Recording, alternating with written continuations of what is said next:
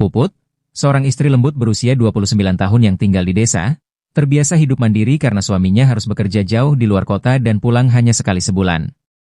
Ketika ayah mertuanya datang untuk menginap, Puput sudah mempersiapkan diri melayani dengan penuh hormat. Namun ternyata, bukan hanya sang ayah mertua yang datang. Adik iparnya, Alex, juga ikut menginap. Rumah yang tadinya sunyi berubah menjadi hangat, namun perlahan-lahan kehangatan itu berubah menjadi kegelisahan. Suara lampu dapur yang terus menyala menemani malam yang panjang. Dalam diam dan jarak yang tipis, sesuatu yang tak seharusnya mulai tumbuh. Dan di antara tatapan, sentuhan, serta keheningan malam, batas-batas itu mulai kabur. Sore itu, angin desa berhembus pelan, membawa aroma tanah basah dan suara jangkrik yang mulai menggema dari balik semak. Puput baru saja menyapu halaman depan. Embun yang mengering sejak pagi menyisakan jejak debu di teras, dan ia ingin rumahnya terlihat bersih untuk tamu istimewa yang akan datang malam ini, ayah mertuanya. Suaminya sudah memberi kabar sejak kemarin. Ayah mau nginap 2 malam. Ya, Mas nggak bisa pulang minggu ini. Puput mengangguk sendiri mengingat pesan itu. Sudah terbiasa ditinggal suami kerja keluar kota, ia menyibukkan diri dengan segala persiapan kecil, dari mengganti sprei di kamar tamu sampai menyimpan bantal tambahan. Ia pikir malam ini akan sepi, hanya ditemani suara ayam dari kandang belakang dan gelega air dari kendi di dapur. Namun suara motor tua yang menggeram pelan di depan rumah membuatnya menoleh cepat.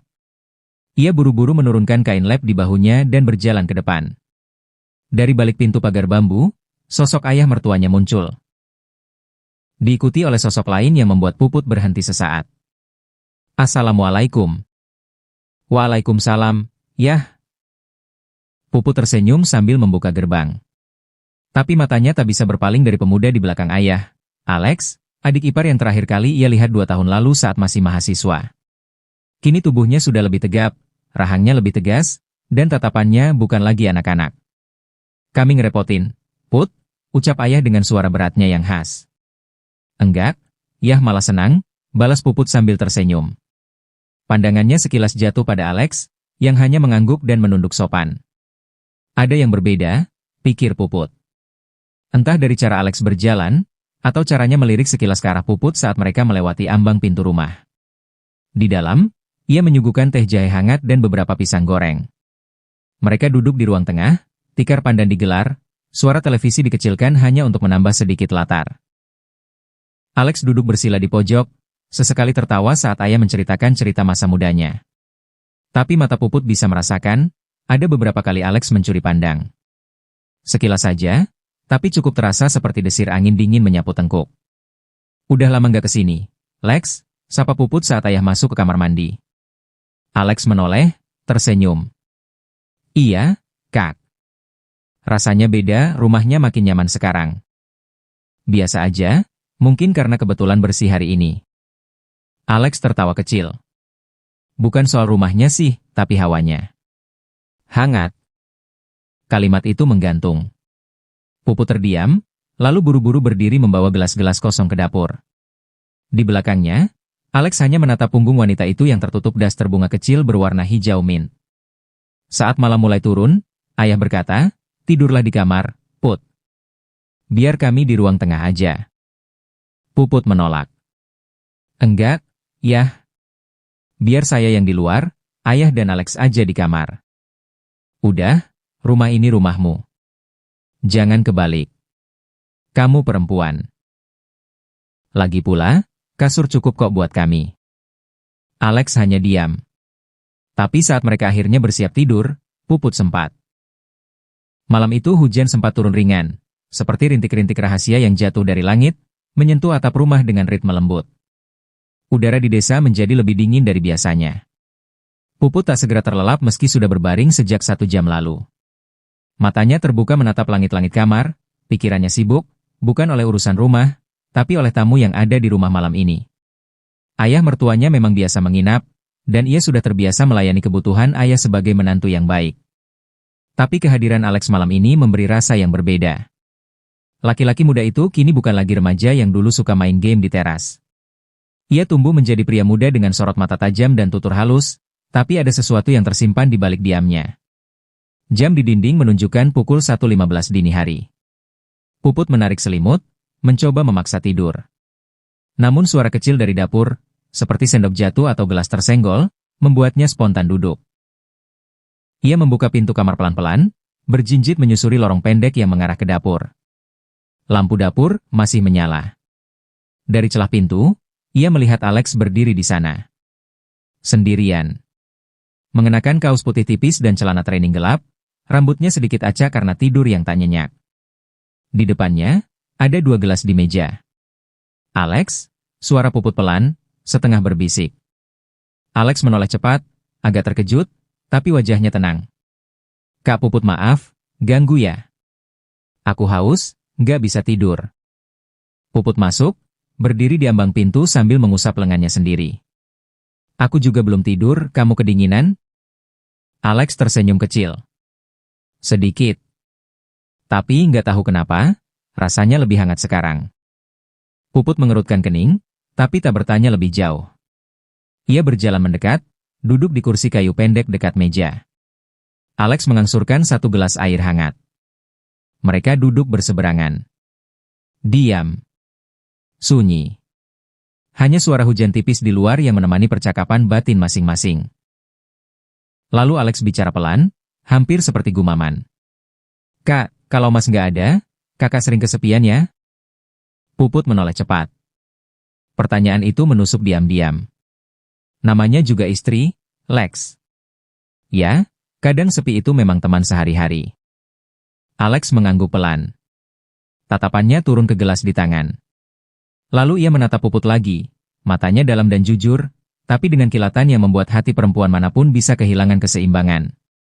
Kalau aku kerja jauh juga, kakak bakal kangen aku? Puput tercekat. Entah kenapa, pertanyaan itu terasa terlalu dekat. Terlalu pribadi. Tapi bukan pertanyaan itu yang mengejutkannya, melainkan harapan kecil di balik suara Alex. Ia menunduk, menghindari tatapan Alex. Jangan tanya begitu. Nanti aku bisa salah jawab. Kenapa takut salah? Bisik Alex. Kalau memang jawabannya iya? Puput menelan ludah. Udara jadi semakin dingin, namun kulitnya justru menghangat. Tiba-tiba, suara hujan semakin deras di luar, seperti menutupi detak jantung mereka yang tak beraturan. Tanpa sadar, tangan Puput menyentuh sisi meja. Pagi datang pelan, membawa sinar matahari yang menerobos tirai tipis kamar. Tapi tidak ada yang terasa normal pagi itu bagi Puput. Ia bangun lebih awal, padahal semalam hampir tak bisa tidur setelah obrolan aneh, dan jujur, dengan Alex di dapur. Ia merasa bersalah. Tapi bukan hanya itu. Ia merasa dilihat, dihargai, diperhatikan, sesuatu yang kadang hilang dari suaminya yang sibuk kerja jauh. Sementara itu, Alex, adik ipar yang dulu masih kecil, kini hadir sebagai laki-laki yang tahu caranya membuat hati perempuan bergetar tanpa kata-kata besar. Ayah pergi lebih pagi, katanya hendak menjenguk saudara di dusun sebelah dan mungkin baru pulang malam. Puput sendiri di rumah. Bersama Alex. Ia mencoba berpura-pura sibuk, menyapu, mengepel, menanak nasi, mencuci baju.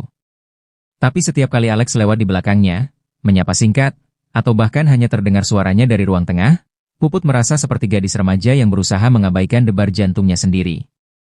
Siang menjelang. Puput sedang di dapur menumis sayur saat Alex muncul dengan kaos tanpa lengan, membawa handuk di leher. Entah habis dari mana. Kak, bisa bantu ambilin sendok panjang di rak atas? Aku nggak nemu, kata Alex. Puput mengangguk dan berjalan mendekat. Saat ia meraih rak atas, tubuhnya terangkat sedikit, dan tak sengaja pundaknya menyentuh dada Alex. Refleks, mereka berdua terdiam. Maaf, kata Puput buru-buru, menarik diri. Tapi wajahnya merah padam. Alex hanya mengangguk pelan, lalu kembali ke ruang tengah sambil membawa sendok. Tapi sebelum pergi, matanya menatap lekat-lekat wajah Puput yang gugup itu. Sore hari, hujan turun perlahan. Angin mulai membawa dingin ke dalam rumah. Listrik mendadak padam. Gelap menyelimuti rumah kecil itu. Hanya cahaya redup dari luar yang menerobos dari celah jendela. Puput menyulut lilin, meletakkannya di ruang tengah. Saat ia hendak kembali ke kamar, Alex sudah duduk di tikar, bersandar di dinding, memeluk bantal kecil. Kak, duduk sini. Gelap gini, sepi banget. Puput ragu. Tapi akhirnya mendekat juga, duduk di ujung tikar. Kenapa kamu gak nyalain lampu emergency? Tanya Puput, mencoba mengalihkan suasana. Alex tersenyum kecil. Kadang gelap bikin orang bisa jujur. Puput menoleh. Maksudnya? Gelap bikin kita nggak perlu lihat wajah. Tapi bisa dengar jantung. Jantung Puput mencelos. Kata-kata itu terlalu dalam. Alex lalu melanjutkan dengan nada lebih pelan, Kak Puput, waktu kecil aku sering tidur di rumah ini. Tapi baru kali ini, rumah ini terasa seperti rumah. Puput tak menjawab. Ia tak berani. Hanya menatap ke depan, menatap lilin yang berkedip-kedip pelan. Tiba-tiba, petir menggelegar. Puput spontan memegang tangan Alex karena kaget. Mereka sama-sama diam. Tangan itu tetap bertaut. Tak ada yang melepas lebih dulu. Waktu benar-benar terasa berhenti di ruang tengah itu. Bahkan lilin pun seolah tak bergerak. Suara hujan, suara nafas mereka, semuanya mengisi kekosongan malam yang terlalu Malam itu lebih dingin dari biasanya. Angin dari kebun belakang bertiup kencang, membuat suara gesekan daun terdengar seperti bisikan di balik jendela. Puput mengenakan cardigan tipis di luar daster panjangnya, sambil memeluk tubuh sendiri. Ayah belum pulang dari rumah saudaranya. Dan itu berarti, malam ini hanya ada 2 jiwa dalam rumah itu. Dirinya, dan Alex.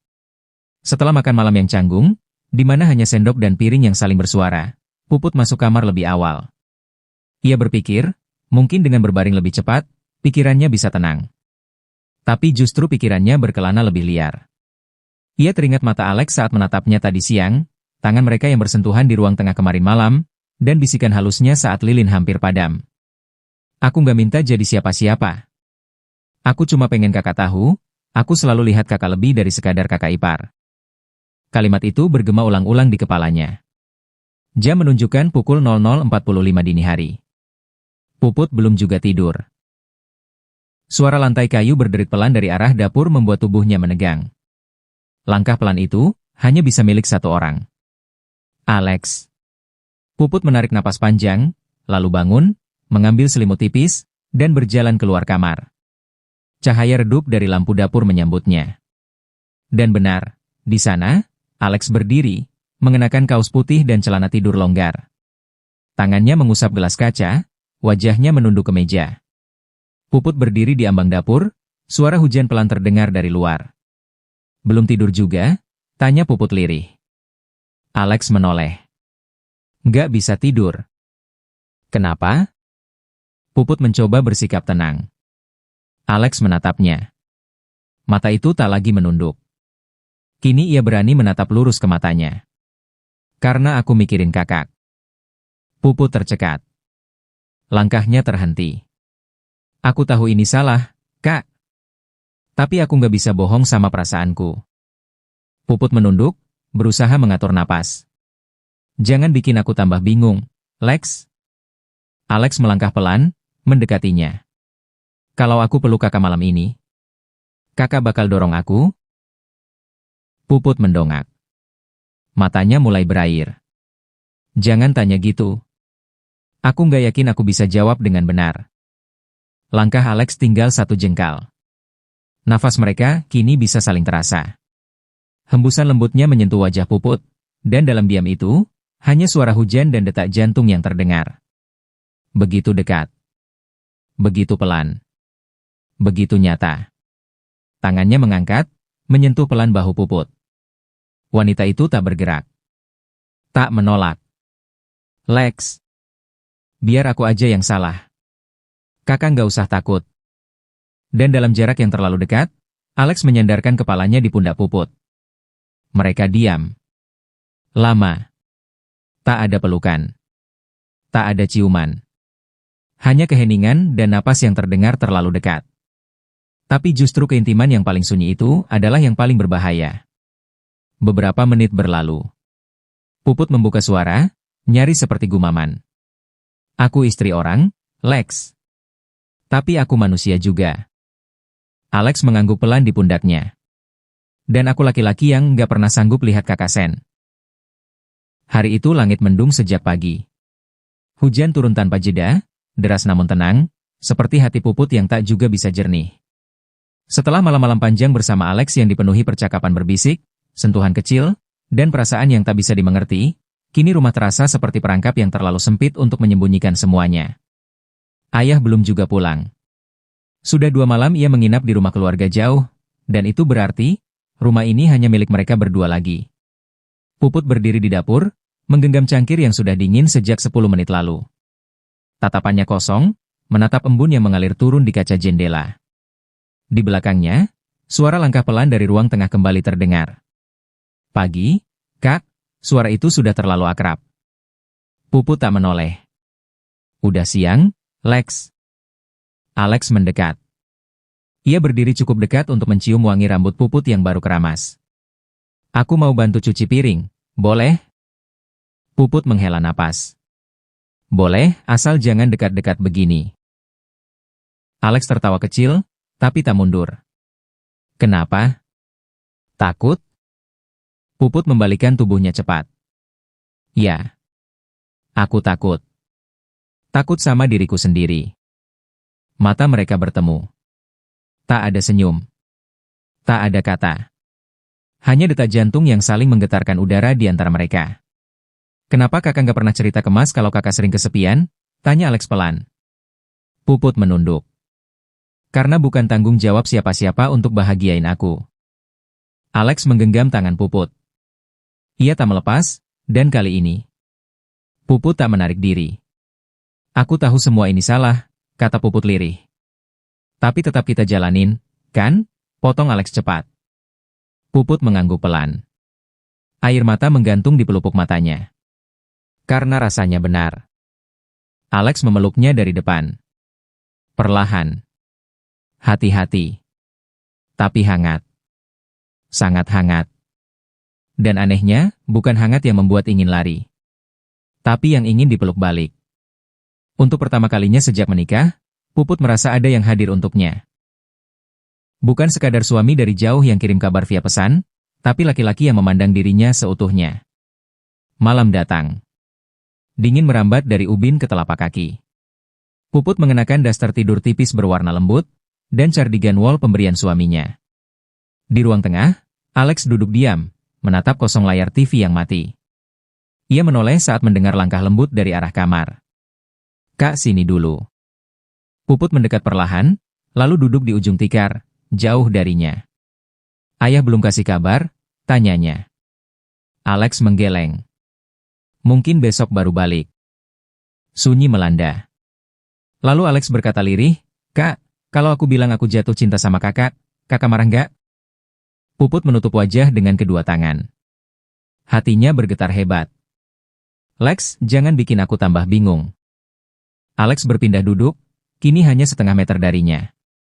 Kalau malam ini, aku minta pelukan terakhir dari kakak. Tanpa embel-embel apa-apa. Pelukan aja. Boleh? Puput tak menjawab. Tapi ia membuka tangannya perlahan.